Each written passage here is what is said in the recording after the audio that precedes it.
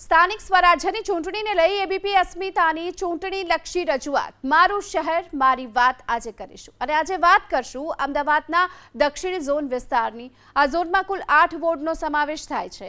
આ વોર્ડના સ્થાનિકો, વેપારીઓ અને પ્રથમ વખતના મતદારોની શું આશા અપેક્ષાઓ છે તેમની પાસેથી સાંભળીએ। એબીપી અસ્મિતાની વિશેષ રજૂઆત મારો ઝોન મારી વાતમાં એબીપી અસ્મિતા હાલ પહોંચ્યું છે અમદાવાદના દક્ષિણ ઝોનમાં। દક્ષિણ ઝોન જ્યાં આગળ મણિનગર, ખોખરા, ભાઈપુરા, હાટકેશ્વર, અમરાઈવાડી, નારોલ, ઈસનપુર અને લાભા સહિતના વિસ્તારો છે તેનો સમાવેશ થાય છે। આપણી સાથે આ વિસ્તારના વેપારીઓ અને નાગરિકો જોડાયેલા છે, યુવાનો જોડાયેલા છે। તેમની સાથે ચર્ચા શરૂ કરીશું અને તેમને પૂછીશું કે છેલ્લા 5 વર્ષમાં કોર્પોરેટરો તરફથી કયા કયા પ્રકારના કામ થયા અને કયા કયા પ્રકારના કામ જે તેઓ ઈચ્છી રહ્યા હતા તે હજી સુધી નથી થઈ શક્યા। શરૂઆત કરશું, આપ કયા વોર્ડમાં આપ રહો છો અને દક્ષિણ ઝોનની વાત કરવામાં આવે તો આપના મતે શું કામ થવા જેવા હતા જે હજી નથી થયા? હું ઈસનપુર વોર્ડમાં રહું છું છેલ્લા 3 વર્ષથી અને દક્ષિણ ઝોનમાં ઈસનપુર વોર્ડ આવે છે। ઈસનપુર વોર્ડની અંદર કોર્પોરેશન તરફથી ઘણા ખરા કામો જે થયા નથી।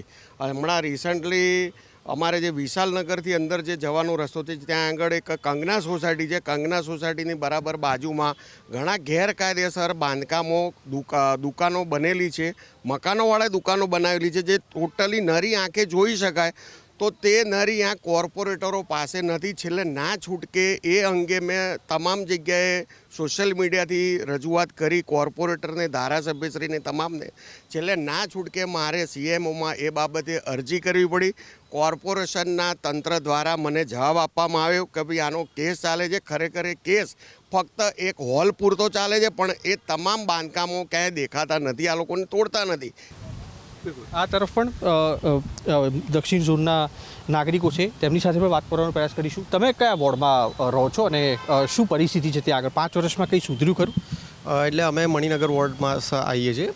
એટલે ત્યાં દરમિયાન અમારા સ્થાનિક અમારી દુકાનો અને અમારો વ્યવસાય ધંધો આવેલો છે તો ત્યાં આગળ અમારે ખાલી એટલી વધારે માંગ છે કે ખાસ ત્યાં આગળ અમારે પાર્કિંગની સુવિધા, જ્યાં 2 વ્હીલર અને 4 વ્હીલરની જે જાહેર જનતા માટે જે ખરીદી કરવા બજારમાં આવતા હોય એમના માટેની કોઈ વૈકલ્પિક વ્યવસ્થા થાય, કાં તો પે પાર્ક કે કોઈ પણ વ્યવસ્થા થાય એ રિગાર્ડિંગમાં વ્યવસ્થા થાય તો એ વધારે સારું એ અમે માંગ કરીએ છીએ। અને બીજી અમારી રહેઠાણ જગ્યા જે છે ત્યાં આગળ જે કેનાલની આવેલી હોય છે તે કેનાલનું હજુ કામ સંપૂર્ણ સફાઈનું અને એ પૂરવાનું કામ ને એ બધું થાય તો અમારે એવી વિનંતી છે કે જલ્દીથી જલ્દી પૂરું થાય તો અમને થોડુંક એવું લાગે કે કામ થયું। બાકી રસ્તા ને બધું તો પ્રોપર હોય છે, ડ્રેનેજ સિસ્ટમ પણ સારી એવી છે વ્યવસ્થાથી, પણ આ એક ખાસ માંગ છે કે જે અમને પર્સનલી મારા વ્યૂ પ્રમાણે આ થાય તો બેટર છે, એ હું ખાસ આ મીડિયા માધ્યમથી જણાવવા વિનંતી કરું છું। સાહેબ, આપ ક્યાં રહો છો અને આપને શું લાગે છે કોર્પોરેટ? રામોલ હાથીજણ વોર્ડમાં અને ત્યાં રોડ રસ્તા બધું સારું જ છે પણ ત્યાં ટ્રાફિકની થોડી સમસ્યા, જસોદા ચોકડી અમારે ટ્રાફિકની સમસ્યા છે એ હજી સુધી કોઈ અંત આવ્યો નથી। ઘણા લાંબા સમયથી એ સમસ્યા છે જ પણ હજી સુધી એનો કોઈ નિવાડો નથી આવ્યો। તો એ ગમે તે કરીને એનું સોલ્યુશન લાવવું જરૂરી છે કારણ કે રોજ અકસ્માતો બી એટલા થાય છે અને એ બી થાય છે। બાકી જો પાણી ભરાવાની થોડી સમસ્યા છે એ બી છે અને બીજું તો એક કોર્પોરેશનની આ કેનાલ છે તો કેનાલ બી અત્યારે વાતો ચાલે છે કે હજી સુધી એનું કામ થયું નથી। ઘણા સમયથી ટેન્ડરો અપાઈ ગયા છે, આ છે તે છે પણ હજી સુધી એ કેનાલનું ઢાંકવાનું કામ થયું નથી। એટલે એ માંગ છે કે એ થઈ જાય તો ગંદકી અને આ જે મચ્છરજન્ય રોગો છે એ બધું એનાથી નાબૂદ થઈ જાય। સાહેબ, આપણે હું પૂછવા માગીશ, મણિનગરનો મુખ્ય જે પ્રશ્ન હતો છેલ્લા 5 વર્ષમાં જો ચમકતો રહ્યો હોય દક્ષિણ ઝોનનો તો તે 2-3 હતા। આપનું એકમ ક્યાં આગળ છે? આપનો ધંધો રોજગાર ક્યાં આગળ છે? મારું તો અહીંયા જ છે LG કોર્નર। LG કોર્નર, ત્યાં હાટકેશ્વર બ્રિજ તોડવાની અત્યારે કામગીરી ચાલી રહી છે। વોર્ડમાં આવો બરાબર, એ આ જે બ્રિજની સમસ્યા છે 5 વર્ષથી છેલ્લા છે, અત્યારે તોડવાનું કામ ચાલે। અત્યારે અહીંયા આગળ બહુ સમસ્યા છે ટ્રાફિકની ને એ બધી છે, દુકાનો તૂટી જાય છે, અવર જવરમાં તકલીફો થાય છે, એ સમસ્યા મેન છે। વરસાદી પાણી પણ ભરાય છે KCT? હા, પાણી ભરાય જ છે, અહીંયા જવું બી મુશ્કેલ છે, લોકોનો અકસ્માત બી થાય છે।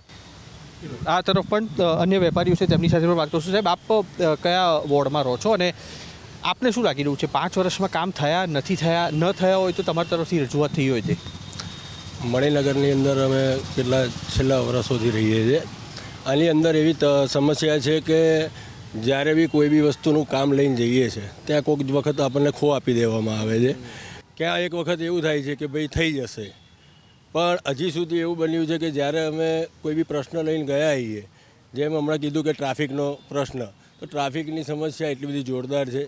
દુકાનો અમારી પોતાની છે, છતાંય અમારી જોડે પાર્કિંગ નથી. એટલે દબાણની બી એટલી જરૂર છે કે ભાઈ આ લોકો જે વ્યવસ્થા દબાણને બી કહેવું જોઈએ, મ્યુનિસિપાલિટીઓને કહેવું જોઈએ કે ભાઈ અહીંયાથી દબાણ હટાવો. એ દબાણ કલાક માટે ફોટા પાડવા માટે હટી જાય છે, એ જ દબાણ કલાકમાં પાછું આવી જાય છે. એટલે આની પ્રોપર વ્યવસ્થા અમે જે કહેવા માગીએ એ થતી નથી. અચ્છા, દક્ષિણ ઝોનમાં દબાણનો વ્યાપક પ્રશ્ન કેમ છે? કારણ કે આની પહેલાં પણ જે અહીંયાના એસ્ટેટ ટીડીઓ હતા તેમણે પત્ર લખવો પડ્યો હતો કે મને આરટીઆઈ કરતા લોકો છે પરેશાન કરી રહ્યા છે. તો ખરેખર દબાણની પરિસ્થિતિ પહેલાં કરતાં સુધરી છે, બગડી છે કે એ પ્રકારની છે? ખરેખર ગેરકાયદેસર બાંધકામો જે થઈ ગયા છે એની જ આ લોકો આરટીઆઈ કરે છે, અને એ આરટીઆઈની અંદર જે કારણ જણાવે છે લોકો કે ખરેખર અહીંયા ગેરકાયદેસર બાંધકામ થઈ રહ્યું છે, પણ એ હટતું નથી. એના હિસાબે જ આ આરટીઆઈ કરે છે, બીજું કોઈ કારણ નથી. આપ કયા વિસ્તારમાં રહો છો, અથવા તમારું એકમ આ માફ કરશો દક્ષિણ ઝોનમાં છે કે ત્યાં આગળ શું પરિસ્થિતિ? મારું રહેવાનું મણિનગર વોર્ડની અંદર છે અને મારો વેપાર છે એ નારોલ વિસ્તારની અંદર છે. ઓકે, નારોલની ખાસ તો વાત કરવામાં આવે, સાબરમતી નદીનો જે પ્રશ્ન છે તેને સિવાયના અન્ય કયા કયા મુદ્દાઓ તમને લાગે કે નારોલમાં થવા જેવા હતા પણ ન થયા? લાંભાનું જે તળાવ હતું તે પણ 5 વર્ષ સુધી રાહ જોવી પડી, તે બાદ અત્યારે ખુલ્લું મૂકવામાં આવેલું.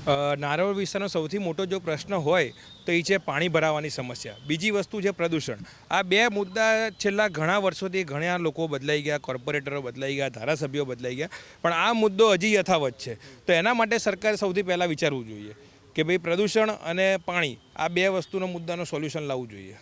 સારું શું થયું 5 વર્ષમાં તમારા મતે, કઈ ડેવલપમેન્ટ દક્ષિણ ઝોનમાં? હવે ઓવરઓલ જે નારોલ વિસ્તાર છે જેમાં જે ઇન્ડસ્ટ્રીયલ ઝોન આખો એરિયા હતો, ધીરે ધીરે એમાં રેસિડન્ટ ઝોન બની રહ્યો છે. એક પોઝિટિવ વસ્તુ છે કે થોડું ધીરે દૂર થઈ રહ્યું છે. મોટી મોટી જે ઇન્ડસ્ટ્રીઓ છે એ ત્યાંથી જઈ અને અત્યારે રેસિડન્ટ ઝોન બની રહ્યો છે, તો એ એક સારું પગલું છે. બીજું, નવા રસ્તાઓ, નવી ટીપીઓ ધીરે ધીરે ખુલવાની ચાલુ થઈ ગઈ છે. જે હજી ટીપીઓમાં અમુક દબાણ છે તે પણ વહેલી તકે ખોલવું જોઈએ, જેથી પબ્લિકને અવર જવર માટે સુવિધા ઉપલબ્ધ થાય. ફર્સ્ટ ટાઈમ વોટર પણ અહીંયા આગળ 2 જણા જોડાયેલા છે, તેમની સાથે પણ વાત કરશું. તમે બંને આ વખતે ફર્સ્ટ ટાઈમ વોટ કરવા માટે જઈ રહ્યા છો. કેટલા વર્ષથી રહો છો આ એરિયામાં? અમે 18 વર્ષથી રહીએ છીએ આ એરિયામાં. બોર્નથી જ અહીંયા છીએ. તમારા મતે સમસ્યાઓ શું છે?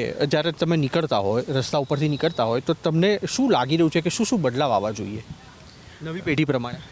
અમારા હિસાબે અત્યારે એમ્પ્લોયમેન્ટ માટે, પછી અત્યારે સોશિયલ મીડિયા પર જોઈએ છે કે શું કામગીરી થાય છે, શું છે એના માટે. અને જે રસ્તા છે અત્યારે એના પર ઇશ્યુઝ છે, કેમ કે રસ્તા નવા બને છે પછી બી પાછા એવા ખરાબ જ હોય છે. એ છે. અચ્છા, આ તમે હવે પછી ઇલેક્શનમાં મત આપવા માટે જશો તો મગજમાં શું રાખીને જશો? મતલબ તમારા પ્રતિનિધિ કેવા હોવા જોઈએ? સપોર્ટિવ હોવા જોઈએ કે એક વખત ચૂંટણીમાં મત માગવા માટે આવી ગયા પછી ન દેખાય એવા પસંદ ખરા? ના, એવા તો પસંદ નહીં. સપોર્ટિવ હોવા જોઈએ કે અડધી રાતે બી કંઈ અમને તકલીફ પડે તો અમે ખાલી એમને કહીએ તો આવી બી જાય અને મદદ બી કરે. એટલે અત્યારે તો જોઈએ છે સોશિયલ મીડિયા પર જે સારી કામગીરી કરે એમના પર ઈચ્છા છે એમને મત આપવાની.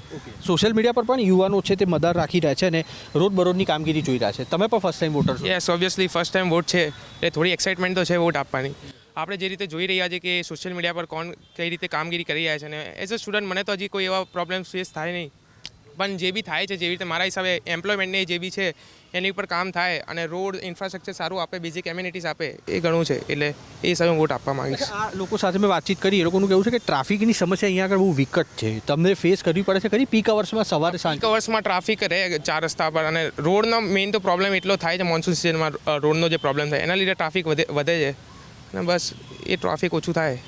અલગ અલગ જે કામગીરીઓ જે નાગરિકો આશા રાખી રહ્યા હતા તે તેમની પાસેથી જાણવાનો પ્રયાસ કર્યો. એક અંતિમ સવાલ પૂછી લઈશું અહીંયાના નાગરિકને. મણિનગર, ઈસનપુર સહિતના વિસ્તારો 5 વર્ષમાં ચર્ચામાં એટલા માટે રહ્યા કારણ કે અહીંયા આગળ આવતા જે તળાવો છે તે વોટર બોડીમાંથી દબાણો દૂર કરવામાં આવ્યા. એલજી હોસ્પિટલ અહીંયા આગળ નવી બની રહી છે. આપને આ અને તેની સાથે સમગ્ર ઝોનને લઈને તમારું મંતવ્ય શું? અત્યારે હાલમાં જે અલગ અલગ તળાવોની અંદરથી જે ગેરકાયદેસર બાંધકામો જે લોકો 50 વર્ષ 60 વર્ષથી રહેતા હતા તે લોકોને દૂર કરી અને કોર્પોરેશને જે એક સારું પગલું તો ભર્યું છે અને સાથે સાથે એ લોકોને કમિટમેન્ટ પણ આપ્યું છે કે તમને એક રહેવા માટેનું એક તમને ઘર મળશે.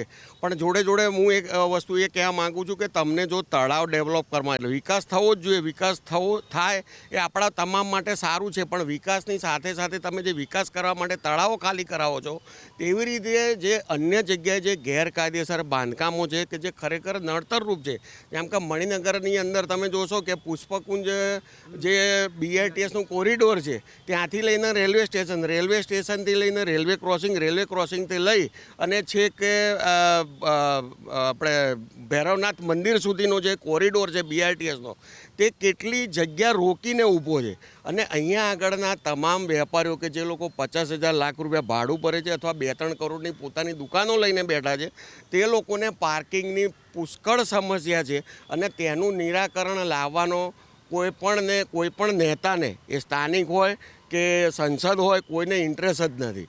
જો વેપારી આટલો બધો ટેક્સ ભરે છે તો તેની ગાડીઓ ટો કેમ થાય છે?